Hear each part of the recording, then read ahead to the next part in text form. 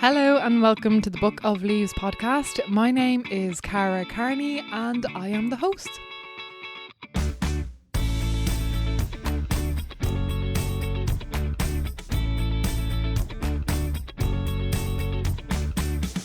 Hello everyone and welcome to episode 62 of Book of Leaves, the first episode of the third year of the podcast, or the fourth season, after a much needed little winter break there, but it's spring and I'm back. I hope you enjoyed last week's pre-cap of what I've been up to, so if you haven't listened to that, you can go back and check that out. If you are new to the podcast, hello and welcome, and to any regular listeners, hello and welcome back.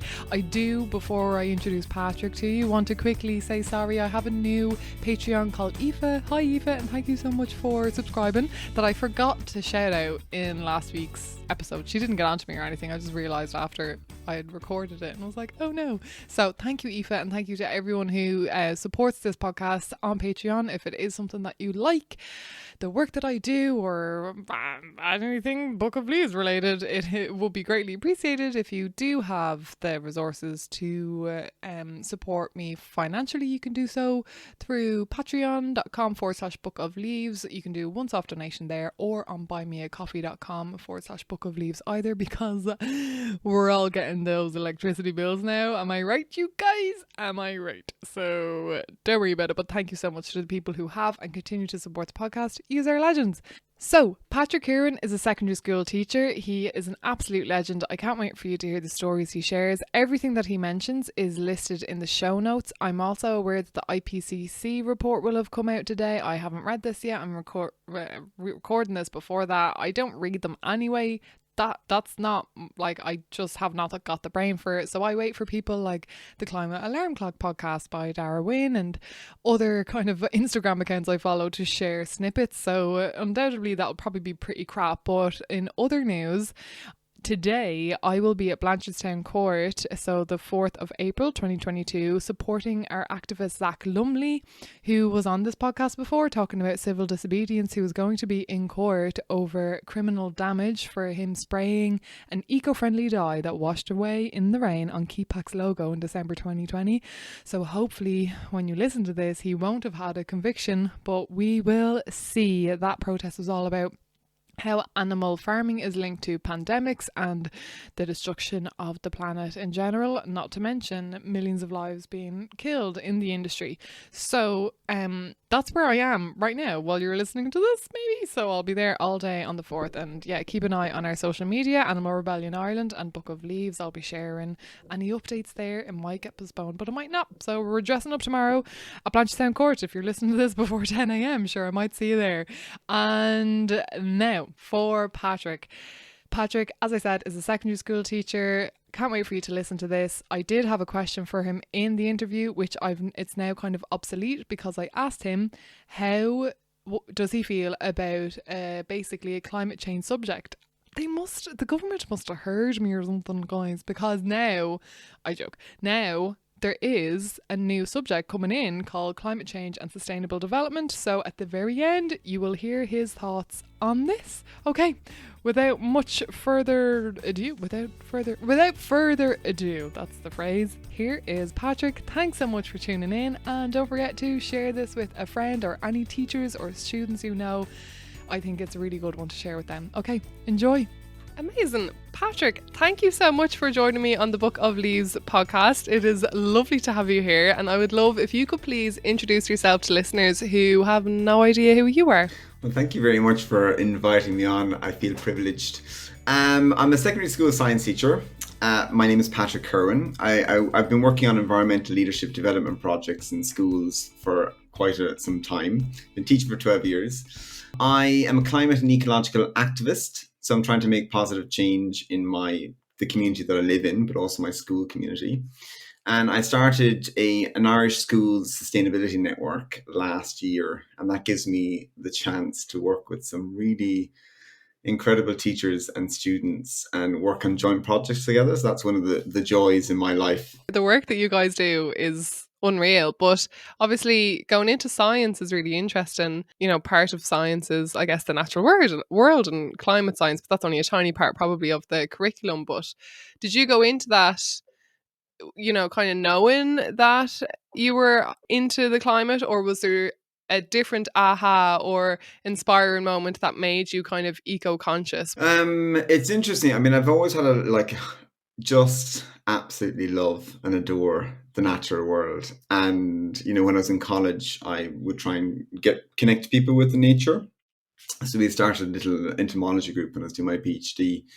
And we used to do some little workshops in the botanical gardens. And, at the time, I remember there's all this wasteland, around Ireland, like the councils would have. And I was kind of inspired by Hans Vischer and the work he's doing with Fingal, isn't it, the county council that he's with? I think so. And so we had big dreams of kind of like attaching land to the, to the college, and kind of doing some work there with the zoologists, which didn't happen. So it's been in my mind. But really, I suppose when I started teaching, I came to teaching a little later in life through a wonderful charity called Teach First. In fact, actually, I didn't, the idea of being a teacher, I'd rather chop off my own arm, when I was in school. It's not something I wanted to do at all. Worst nightmare. But it turned out to be, like, I saw this charity and their mission, and it just really grabbed me. And at the time, I was working a job that I felt was having really low impact. Long-term kind of impact is, you'd have to wait a long time for change to happen. So I needed something more immediate.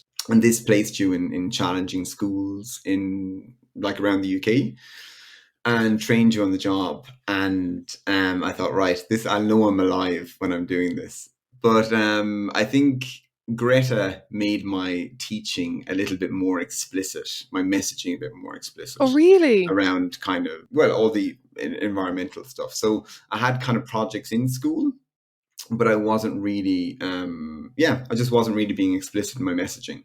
So she was a big, I suppose, game changer for me. But I would say it's interesting being kind of eco-conscious. I mean, I've been, aware of my environment in the natural world, but probably maybe, in the last 10 years, I've been more conscious of being kinder to the environment. But I have to say, actually, coming back to live in Ireland has been really challenging on that front, because I'm living in the country and I have to drive to work, and that's 50k oh God, for one trip, so it's 100k round trip.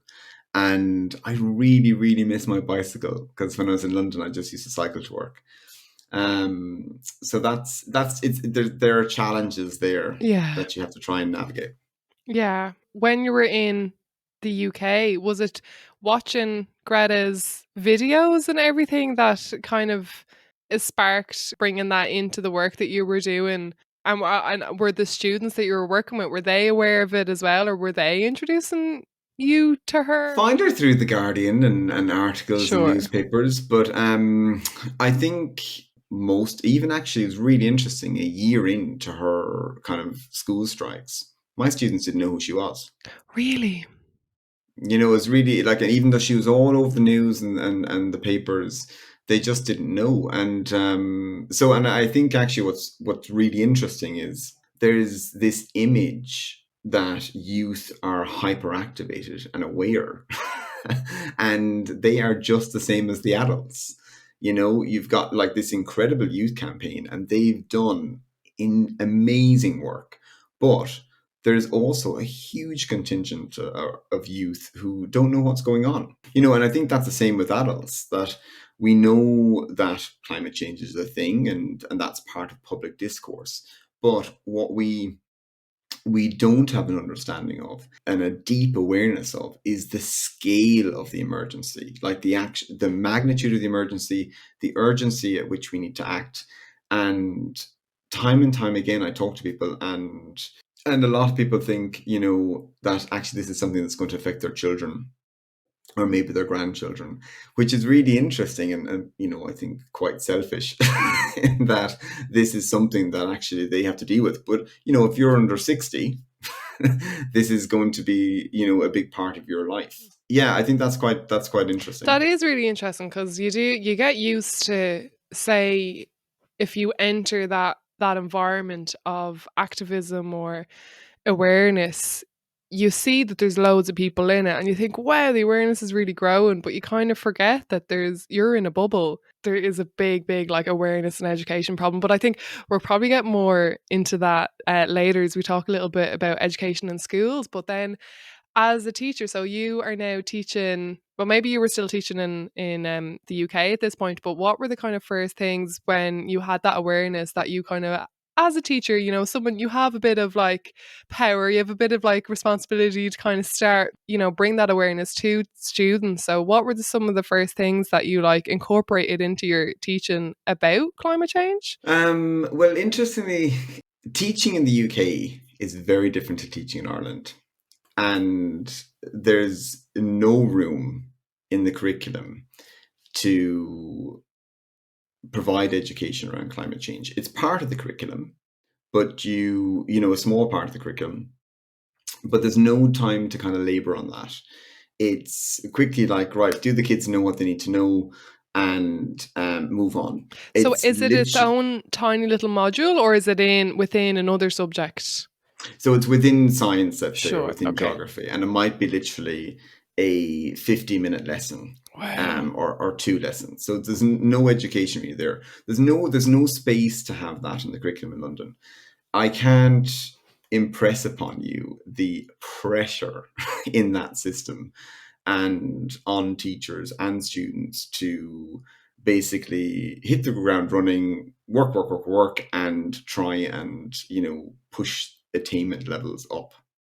It's all about grades. But I was working in a school called Hammersmith Academy for the last 7 years that I was in London. It was an inner city school, disadvantaged school. It had 66% pupil premium. So these are 66% of the students who fell below kind of, or had been in poverty in the last 3 years. About 55% of the students live in apartments. They had no space at home and no space in school. The school was tiny. Now it was a beautiful new building, had all modern facilities and state of the art, and it was wonderful and a great space to be in. But it was very small, so there's a very little perimeter around the school. Just to give you an idea of that, the kids had to be bused to playing fields to do their sports. So there's Wow. no sports facilities on site or anything like that. And the kids didn't really have a love of nature. Staff, I would say the majority of them didn't have a love of nature either, because they too themselves were kids who grew up in the city in the same contexts. And I just don't think that they knew kind of what it was all about. So maybe I'll talk about that in a minute, but just to give you some stats.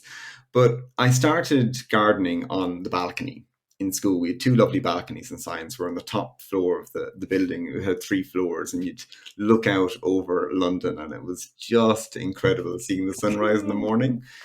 And that started me on this amazing journey.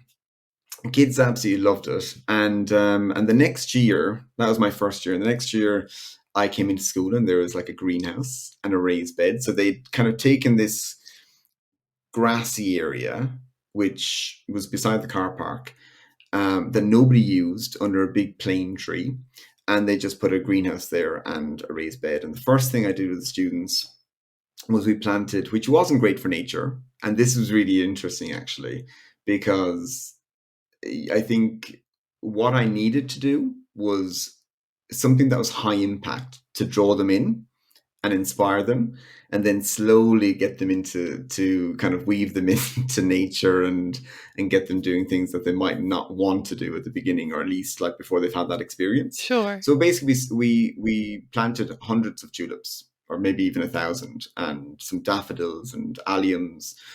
And when those tulips came out, oh my God, in spring, it was just incredible, because there's nothing around the school, it's quite kind of drab, lots of concrete. And you had this incredible spring display with these really big blossoms, and everybody talked about it. The kids were just like, oh my God, that looks beautiful.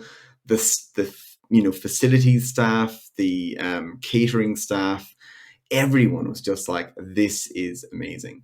Oh. And we were doing this work after school, and I said to the principal at the time, look, this isn't sustainable, because the kids want to go home in the winter. because it's getting dark. And so can we kind of weave this into tutor time, which is in the middle of the day from 11:30 to 12, where all the kids are in their tutor class in all year groups, and they're mixed. It's a vertical tutoring. So like you've got students from first year right through to sixth year in the Oh, one cool. group. It's very cool, actually. So we took kids out of those classes downstairs, and these are kids who opted into the program.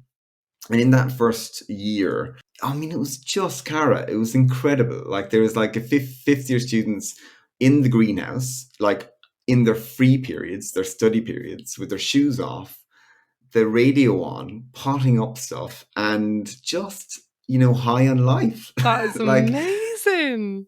it was just, honest to God, it was just lovely, and all the students who were walking past, because of this small perimeter, these facilities and resources were just outside the principal's office, and everyone would walk by like they're in the playground.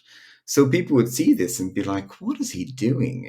What are these students doing?" And they kind of were like, "Oh, I'd like a little piece of that." And then in the second year, I came off my tutor group completely. So I didn't have a tutor group anymore. And that was my focus. So I'd just work with kids in the garden from 11:30 to 12 every day. And that was from September right through to the end of July, because the school year is extended over there. We don't have these crazy 3-month holidays. We've only got 6 weeks, but which is good. But it was amazing. And then literally just took off. So we got chickens, we had a mini orchard, we won the Royal Horticultural Society School Gardening Team of the Year in 2017. And that gave us a new cedar greenhouse, and we developed a whole new area. We kind of wrapped the garden around the school, and we developed kind of beds for just vegetables. And that cedar greenhouse was like the Porsche of greenhouses. So you would go in there in the morning, and the smell of the wood was just intoxicating, just amazing. And we developed we've colonized a little area where the facilities team were, and developed a workstation where the kids would deconstruct pallets and turn them into planters. That's so cool. And then we launched a whole school environmental leadership development program that changed my life. So this is a program where we invested in a small number of students, maybe about 30 students at the beginning, where we really showed them how to, what leadership was all about. We taught them how to, and these are kids who were on the program anyway, but we taught them how to, really deconstruct the pallets and turn them into planters, and how to care for the chickens, and how to propagate in the greenhouses, and how to work in the beds. And then we took them off site for a day initially to a partner kind of corporate business that allowed us to use their boardroom. And we talked to them about leadership, and we did role modeling of kind of, role plays of how to deliver a workshop. And so we had students who would show other students in that session how to plant seeds, and they would have to kind of communicate the task. They'd have to teach them how to do it. They'd have to quality control. And we taught them how to do observations of each other, how to give feedback to the students. And then from then on, every single day, I would take a tutor group down, 30 kids down to the garden, and I would hand 5 students to a student leader. And there'd probably be 8 student leaders in the garden. So like this is spread out of a whole area. Students at pallets, in chickens, in greenhouses, in beds. And on the way down, the students are like, because this is going throughout winter as well. Students are like, why are you doing this to us? Why? Yeah, We don't want to do outside, this. sir. Why? Yeah. And they're whinging, moaning, and then literally 2 minutes in the garden, and there's silence, because they are just like quietly chatting and doing their little, getting into whatever they're doing, and just loving it. And at the end of that first session, the students would say, "Is that it? Like, do we get another day of this?" and then at the end of the third day, they were like, "Oh, we want to be out here all the time." So every tutor group had at least 3 days, and then we'd move on to the next tutor group, and we'd do the whole school, and we'd start the cycle again, and we'd recruit new leaders as the year went on. So the old leaders would become kind of would team teach with the new leaders, and it was just incredible because it changed the students' perception of themselves and it changed their perception of nature. So before we rolled out this program, we did a whole school survey that had 590 students in that survey, and the school is about maybe 800. We said to them, would you like more opportunities to connect with nature, to do more gardening? And 20% said they would. And then after they came down and had that experience, we asked them again. And I think that jumped to at least 60 or 70%. Wow. And so what it said to me is that the students don't know what to think of nature because they haven't experienced it. Yeah. But when they have that experience, they want more. And that was in the very early days of the program when the leaders were, rusty and as good as they are now. They were warming up to it, not that experienced. Exactly. Yeah. But they were still amazing. We would, as a teacher, and this is in a school where there are behavior issues, Yeah. So in a science classroom, I'd be hawk-eyes, literally watching all the students, what they're doing.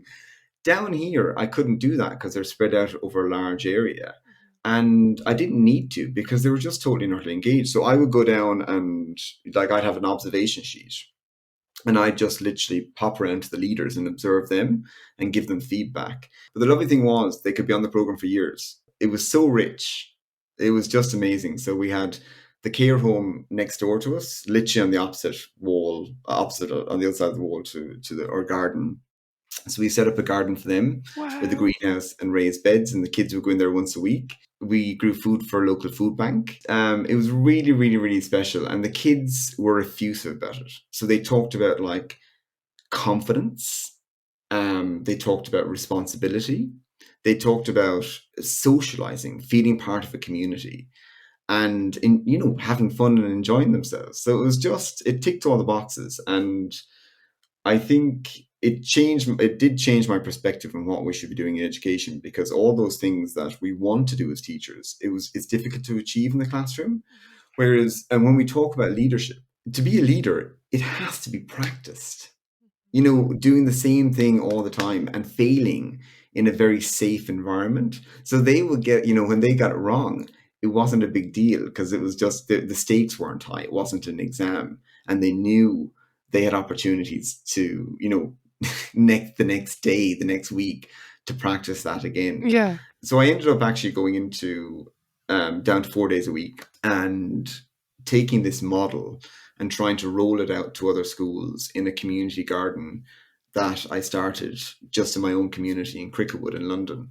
So it was a social enterprise where this old farmhouse with an incredible history called Clitter House, very funny name, basically was going to be demolished. Some locals saved it, and then I came on board for the nature side of the project, and basically was trying to roll out that program to primary and secondary schools, but also working with adults in the community, doing the exact same thing that we were doing with the students. And what I saw is we're all so disconnected from nature, and we know that. Yeah. And I saw parents who would bring their students, or bring their children along, and they were like, "Oh, she wants to kind of do this. Do you mind if she comes in and helps you out?" And I'm like, "Yeah, totally. But come in yourself. Come on, have a go." No, not for me. I couldn't get my hands in soil. And I was like, "Look, just have a go. Come on, come in." And then the parents would come in and they'd start pottering up in the greenhouse and sowing seeds and whatnot. And at the end, they're just like, "Wow, that was really relaxing." Really enjoyed that. Yeah. And there's something in terms of, especially because when you're meeting strangers for the first time, trying to start the conversation and feeling awkward. But when you're just working, that conversation happens naturally. And so it takes the heat off. It was just really something special, and really changed my perspective on life and what we should all be doing. I mean, no wonder. That sounds absolutely bloody amazing. And what's the name of that program? And is it still running in some schools over there? So the Environmental Leadership Development Program was a bespoke program that I just basically started because it wasn't part of the curriculum. So we just kind of created it. But what is amazing is when I knew I was leaving, I knew I'd be coming back home to Ireland. And so I really kind of padded it out I kind of accelerated the partnerships around it, and I had someone from the community who was working with me and kind of primed them to kind of take over. So the principal, I think, ended up putting 15,000 into it, maybe 20, to keep that whole program going, because he saw the value of it. Like, he saw, like, it was outside his window. Like, he basically, the students he saw what an impact it had on them, how much they loved it. And they ended up winning last year Sustainable School of the Year. Patrick, Which that's is just really, really, amazing. yeah, it was really, really lovely. Like, it was something, it's really, really special and real, Yeah. meaningful. Yeah. Where it did actually, it wasn't just knowledge, it was attitudes and practices as well. It was behavior change that we were seeing, and it was a dream. That is absolutely amazing. Like, it's such a good example of when, that there's different ways of, like, there can be changes made to these systems that we have that are quite simple and not idealistic, and really have such strong results like that for attitudes and for action. That's just amazing. So when did you come back to Ireland then? So I came back in August 2020, and actually, do you know what? Having a community garden on your doorstep in lockdown was a treat, because that's where I spent my lockdown with the gates closed. Oh, And amazing.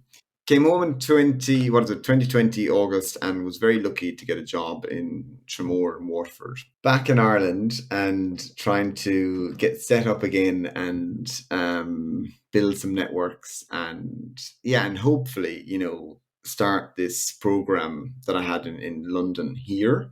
And actually, after nearly 2 years now, being in the education system, I know a little bit more. And I can see how that program would run in Ireland. So we're just literally, actually, a wonderful man from Kilkenny came down to us yesterday, and was checking out a site for I think we're going to go for the more expensive option of it's a kind of a polycarbonate structure that will, because we're on the coast, it'll withstand storms. Okay, sure. So it'll be an outdoor classroom where we can, during well-being classes, we can bring kids out and run this environmental leadership program.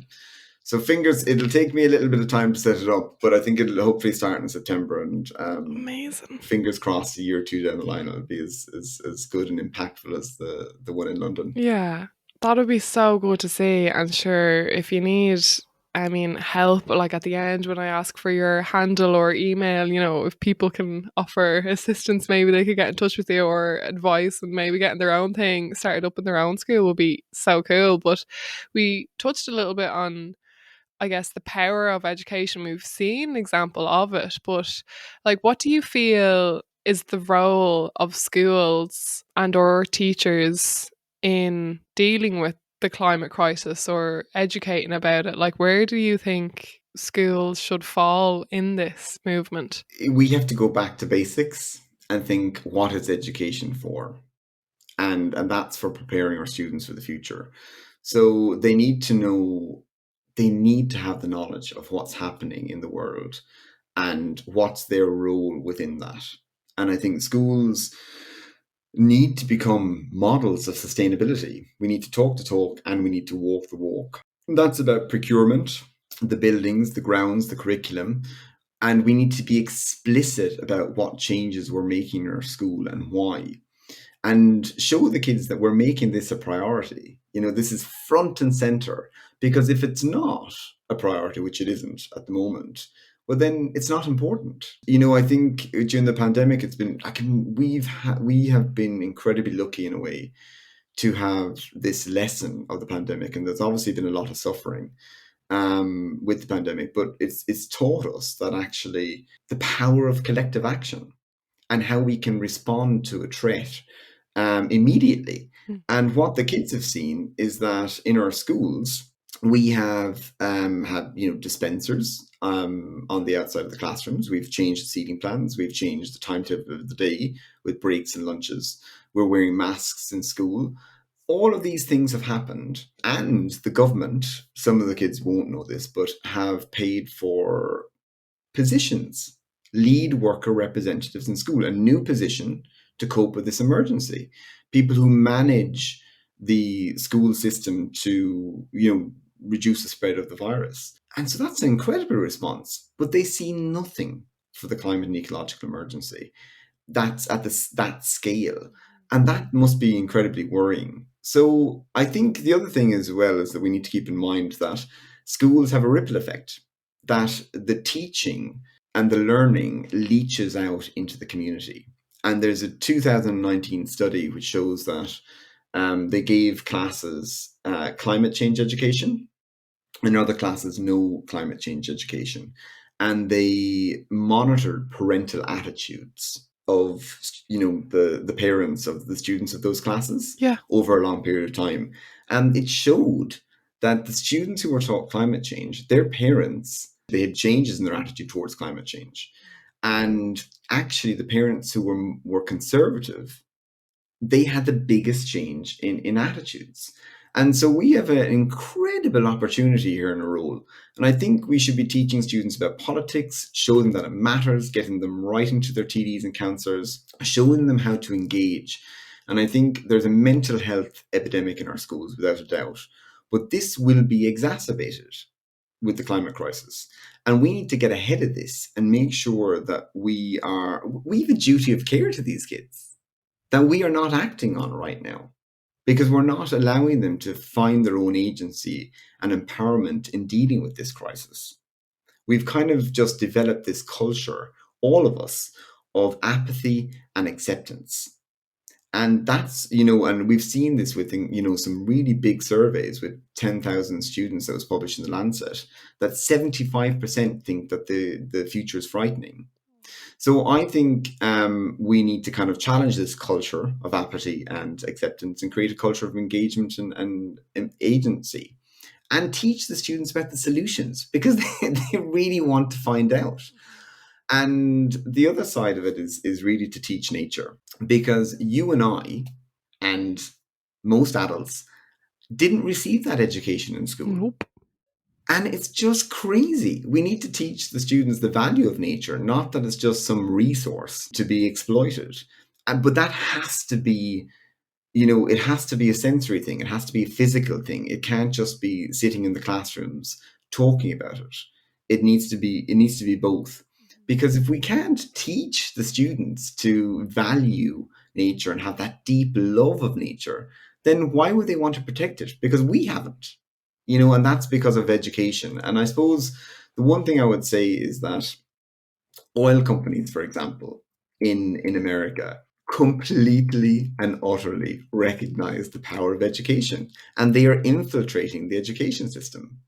And they are, putting out positive messages about fossil fuels. And are these like packs that they would be sending to schools and that? Teams of people who are going out to schools with packs, educational resources, talking about how fossil fuels create jobs, and which they do, but that they not talking about the environmental impact and talking about the negatives of renewable energies. Wow.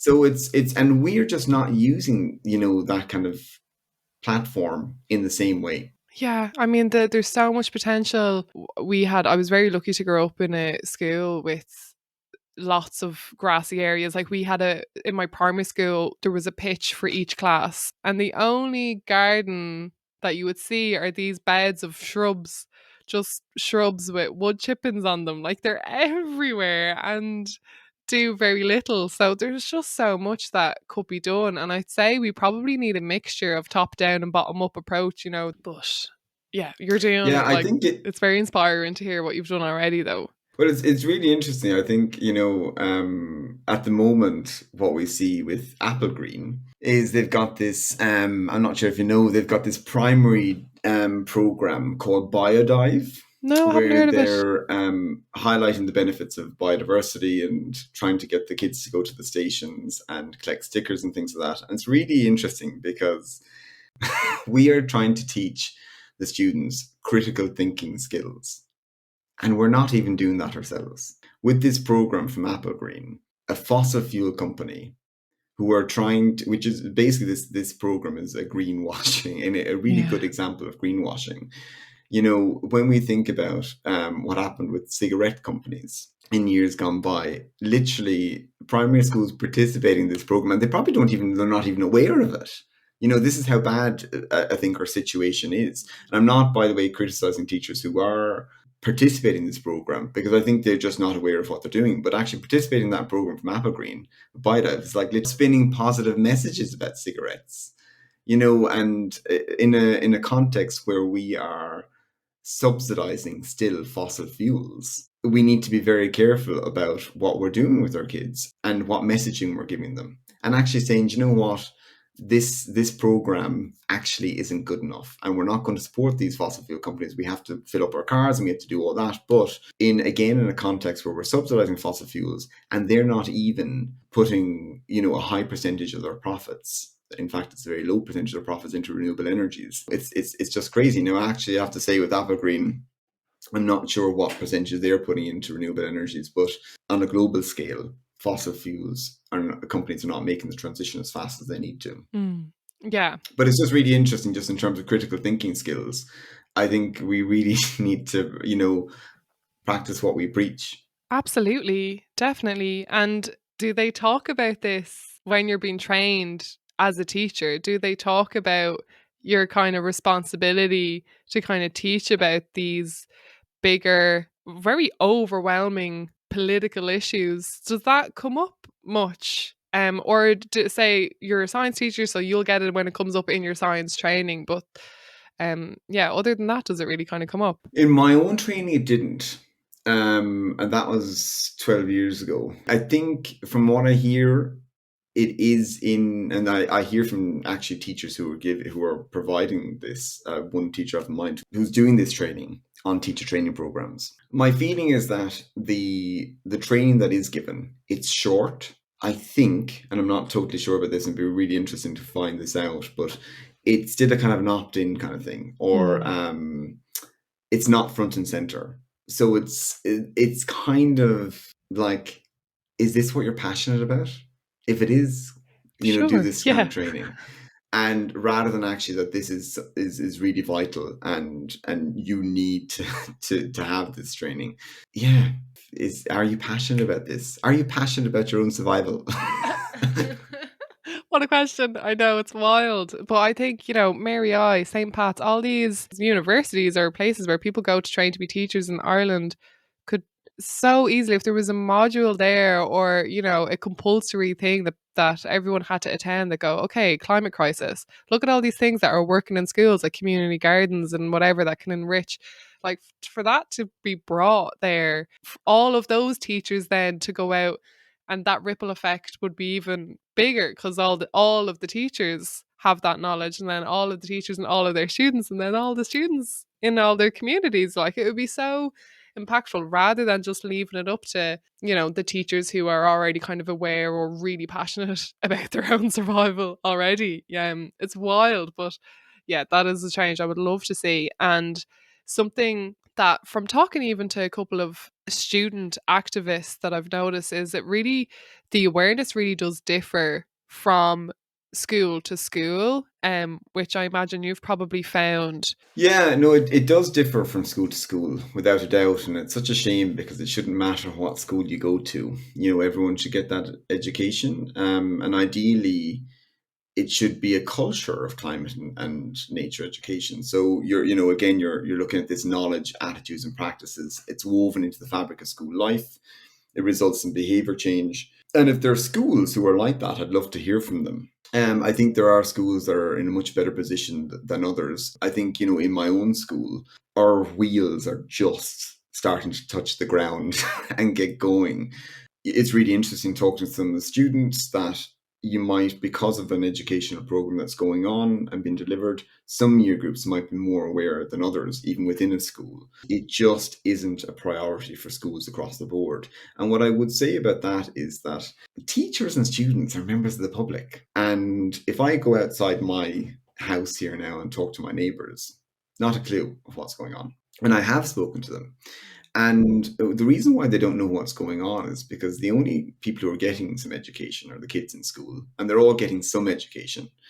on it. But, as adults, we're not. And we rely on the media for that education. And, you've got some people like Kevin O'Sullivan and other amazing people who are doing a great job on, in the Irish Times or on Twitter or whatever.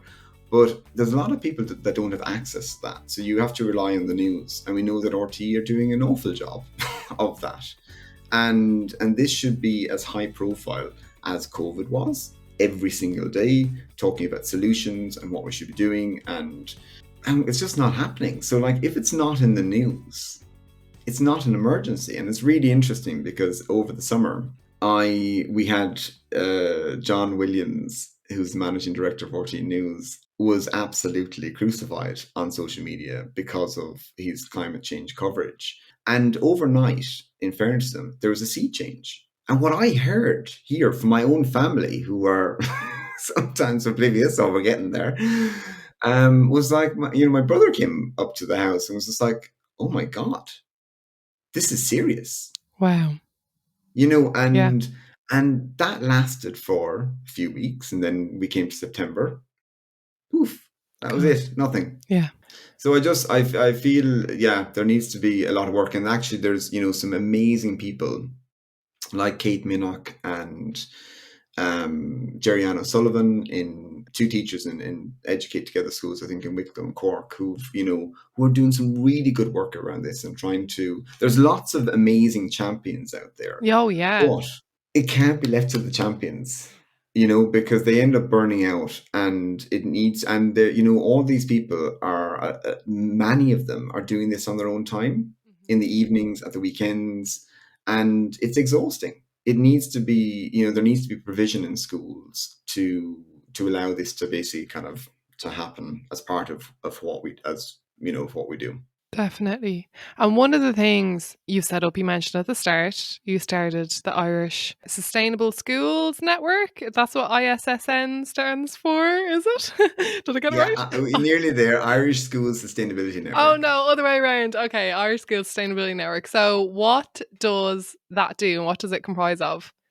Well, it just makes this space a little less lonely. So if you are a champion in your school, it can be a really lonely space. And as we all know, when you are talking to people who don't know what's going on, if you want to clear a room, talk about climate. If you were a principal or a deputy principal and you are just harassed by colleagues and people just start talking about climate, and they'll get out of your office very quickly. And you feel the guilt, having these conversations. It's ridiculous. Yeah. So during lockdown, I launched a biodiversity champion challenge in my school, where kids were actually, trying to do stuff at home and create nature patches. And I was talking to the ERST network about this. It's the Edmund Rice Schools Trust, a group of teachers, about this challenge. And then I said to them, look, how would you feel about kind of starting a network, just as a point to, teachers and students getting together for some collective action, sharing ideas, chatting, working on some joint projects, and just keeping the energies up. And this is a network that wouldn't be about students. It's not about teachers. It's about a community. We come together as, having an equal voice. Amazing. That's really cool. And it's really lovely because, you end up like some nights, and we're all feeling the same, you're tired and you're just like, we only meet once a month. Meet on Zoom, 7:00 on a Thursday. You're tired going to the meeting and you're just like, oh God, I'm tired. But then you come off and you're totally and utterly energized. And it just, it's feel good stuff. We're just trying to push sustainability up the agenda in school, build partnerships. At the end of last year, we decided to do something for COP26. So we had a climate and nature summit for primary and secondary schools in Ireland. It was great because it was all about partnerships. So we had the World Wildlife Fund, we had Voice, we had Concern, Green Schools, Ecounesco, Clover, Hogan, lots of individuals and organizations coming together, SEAI, who made sessions for students and teachers, and it was about a whole school conversation. So the idea was that in secondary, you've got 2 talks a day, 2 40-minute talks, and everybody's watching it together. Just like everyone was watching, the announcements during COVID. Sure. At 6:00 in the news. And there's the power in that. And everyone goes into the corridor and talks about what they've heard. We had, 2,600 teachers or over that who registered. We had, I think, 2,500 schools who were involved. Not everybody operated as a whole school thing. Some of them, jumped in for different sessions during the week. Sure. And we had 11,000 views of the content, which is basically should be a class group. And we learned a lot from it. Now, this is interesting. In October, at the beginning of October, when COP26 is, not too far away, and 14%, 1-4, of the students who completed the survey, and there's 1,300 students who completed the survey, had heard of COP26, 14%. So it just shows that they weren't getting this education in school. And this is what this was kind of going to address. This year, November, we're going to slim it down, one session a day for secondary. Well, fosters whole school conversation. It'll cover topics that you'll never cover in the curriculum because there's just not enough time. And also, this is a fast changing landscape. And we need to be up to speed with what's going on, but everyone's busy and that's really difficult. So this is a space which will help with that. So we've got Eoin Galvin, who's part of the Psychologist kind of Alliance in Ireland, who's going to do a session for us on the psychology of climate. Like, why are we in this mess? What's wrong with us? Yeah. And updates on COP26 and COP27. What's happened with the latest IPCC report, a host of things. And hopefully, people like Dalton with Irish Rainforests. Eoin, if you're listening, get in touch. Getting students enthused about Irish rainforests, who most probably people don't know that there's a thing, Irish rainforests are a thing. And so bringing that into schools and, fostering the conversation. And I would say that this isn't to replace a curriculum. It's just trying to have another approach to trying to get this. It's another angle, because we need a multidisciplinary. We need a lot to coming at this from so many different ways, from farmers to schools to citizens and whatnot. So absolutely, citizens, like schools and farmers aren't citizens, but we need loads of different groups coming at this. And can any student or any teacher get involved with the ISSN? Like, if there's one sole student in their secondary school, like, can they get in touch and start joining these meetings? Anyone can get involved, and we've got a website which we're just it's made. It just has to be populated, and so we're hopefully about to launch that, and they can get in touch with us on the best place is Twitter at the moment, Irish School Susty. So it's Irish SCH Susty SUSTY, or they can get me on Grow Gardeners on Twitter or Google or Scullnamara, and they'll find us somewhere. Amazing. I'll include all those links in the show notes as well, that people, can click your Twitter handle and get in touch with you, because that would be amazing, because it is hard especially if you're a teenager and you're feeling this pressure and no one else in your environment. That it sounds like a great network. And I remember when the summit was on, it just looked amazing. So that's just another deadly thing that you're doing. But just to say, some of the students who are coming to the meetings, they're not hyperactivated. Well, they are now, but they're not like super confident individuals. Some of them are, but teachers are encouraging students who might not have the confidence to get out there and contact other organizations independently.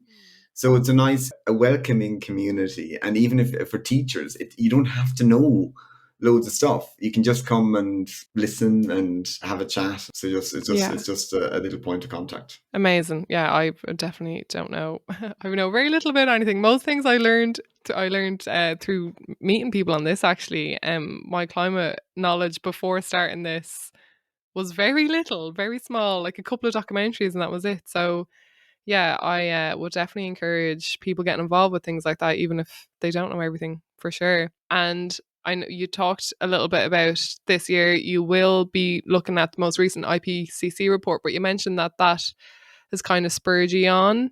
How has that made you feel? How was your first meeting after that came out? So we had a chat with Rachel O'Connor, who is this wonderful, wonderful human being, who is the president of the National Association of Principals and Deputy Principals in Ireland for post-primary. She gets this. And we had a chat, and we're just talking about how do we prioritize this? And so she was thinking about, things like their principals conference this year would be on sustainability. But even that isn't going to, make change. So the changes that we need, because we're looking at rapid transformational change here. And we are just so far away from that. especially if we don't know what's going on. So their schools obviously have inspections or education for sustainability at the very, very, very bottom of the inspection report. So we've been talking about how do we actually get them to make that front and center, so that actually principals and deputy principals and teachers will see that actually there's a duty of care here. So we're just trying to come at it from different angles, but that's one of the things. The other thing that we're looking at is a pilot, which SEAI are funding, which is great, which is about a 5-minute SUSTI initiative. And it's literally just where we're trying to get, again, anybody out there who could help us, like who are in policy, who are people who are influencing government or influencing business or work in energy or biodiversity or transport, whatever sector you're working in. We're trying to create little groups of people who work in those sectors who can talk about what actions, give us a list of actions that we can take as individuals or collectively, but most importantly, a justification for each action. And then we'll have students who basically create videos, 5-minute videos on these actions and justifications. And this will be shown to a whole school, whatever school sign up. They can say, right, this week we're watching this video as a whole school on Monday at 10 o'clock. Next week, we're watching it at Tuesday at 2 o'clock. Yeah. So you're not hitting the same subjects. And just having that whole school conversation to get it in our minds, in our consciousness, and most importantly, so that, every single teacher and student know what they can do if they want to do something. Yeah. So that's kind of some of the things that we're looking at. That's amazing. That would be so empowering. So to pivot completely, we are going to round off with some random questions to finish the day. So do you want to pick a letter of the alphabet and I'm going to give you a question? P. P. What possession have you had the longest? And it doesn't have to be beginning with the letter P. Oh, I have something in mind. My husband, he was in Australia for a year when we first started going out, and this is when we were in college, so 20 years ago. And he bought Crumpler, was a type of bag.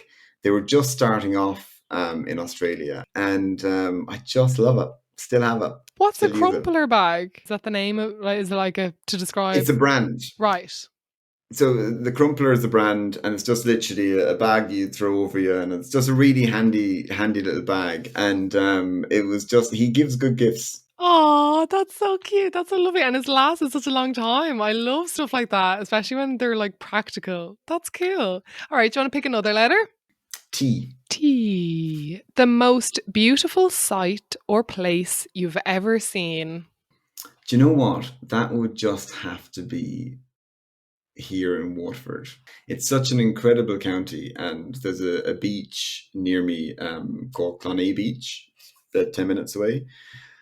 And I cycle from the house here it's about a half an hour cycle, but it's just amazing. Like if ever I'm feeling a bit low or just lack of energy, I just get on the bike, go to the Greenway, cycle from Limmy Bryan here through to Dungarvan's incredible tunnel that you go through, and just when you come around the corner, you see the beach from a height, and it is just amazing. It's absolutely amazing. It always just hits me, and sometimes coming back to Ireland obviously gives you a new appreciation for it, but I find myself sometimes just standing on the beach laughing on my own with my dog, just been like, how amazing is this? That's amazing. That is like pure bliss. I love that. And I love that we can get that feeling from the natural world. That is absolutely amazing. What a lovely note to end on, I think. Patrick, thank you so much for this chat. I know we've gone on for a bit, but I found it really, really interesting and fascinating, all the things, all your suggestions and your ideas and the things that you're doing. So thank you so much for being a champion, as you say, and flying the green flag. Quick, guys, we need action, and actually doing it. It's brilliant. So thank you so much. Well, thank you very much for your kind words and for the opportunity, and hopefully we'll have some people who are listening to this, and please connect with us, whether you're a teacher or a student, or you are someone who's in business or sustainability or whatever. We'd love to hear from you, and maybe you can come and talk to our students and our teachers and tell us what you're up to. Amazing. Thank you so much, Cara. Thank you. didn't I tell you he had some amazing stories to share? So I really hope you guys enjoyed that. Now, as I said at the start, there is a new subject coming into secondary school, so I asked Patrick to send me his thoughts on this new climate change and sustainable development subject. And here they are, and enjoy the birds in the background. I love it. The new Leave Insert optional climate and sustainability course is a fantastic step in the right direction. But it's really important to keep in mind that this is just part of a picture. Unfortunately, we can't opt out of climate change. Climate change is going to affect everybody. And therefore, in this world, climate and nature education needs to be the backbone of our curriculum, from primary school right through to the end of secondary. We need to be able to see everything through the lens of climate and sustainability and nature. And when it comes to those students who don't opt in for that course, they still need some secure understanding of climate and nature and have confidence around that. Just in the same way that PE is prioritised as a subject from first year right through to the end of sixth year, we need to do the same with climate and nature. And having spoken to just a new group of TYs that started with me this week on a sustainability course, what they're saying very clearly is that they didn't understand what was going on. They didn't understand that this is something that's going to affect them. They have had some education on climate change, but for whatever reason, that message is not landing with them, and they can't articulate what's going on. And therefore, we as educators need to build our own confidence and do much better at this. So, I think I have squeezed enough out of Patrick for this episode of Book of Leaves. Don't forget to follow them on social media. I have linked everything in the show notes, so you can check out the website if it's not working where you are. If you can, support the podcast by sharing it, recommend it to a friend. If you can, donate to it, that would be amazing. And yeah, just mind yourselves. There'll be a lot in the news today with IPCC, and yeah, just look after yourselves and spend some time in nature. And get your strength from there if you can. And sending you lots of love. And thank you so much for listening. Book of Leaves is back. Book of Leaves is back. Book of Leaves is back. Okay, bye guys. Love you. Bye.